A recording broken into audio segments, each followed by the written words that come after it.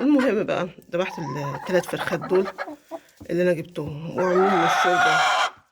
الاقي الشوربه مش حلوه خالص، عباره عن دم ريم. انا عمري ما شفت الصراحه كده، ما طول عمري بربي وما حصلش معايا مشكله زي دي. المهم اعمل الفرخه باي طريقه يعني اظبطها في الطبيخ دي، تطبخ اعملها في الطبيخ. عيل بتاع كل يا بابا مش عايز ياكل، كل يا حبيبي مش عايزين ياكلوا وقرفانين منها.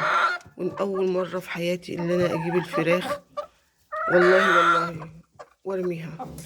عيلي قرفوا منها بقوا فظيعه. قلت طب وعلى ايه؟ طب ما انا اجيب وايه واربي شغل في مكان صغير. بس ان احنا اتعودنا على التربيه. حاجه ما دام بتربيها في البيت. انا يعني مكان صغير زي ده كنت برضو بعمل فيه مشاريع و... وكنت ابيع. كنت مثلا اكفي بيتي و...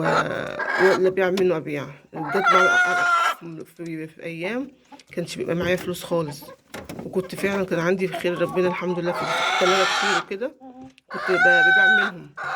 كانت الناس تستغرب، فقلت كنت ببيع ازاي، برضو كانت بتضحك عليا.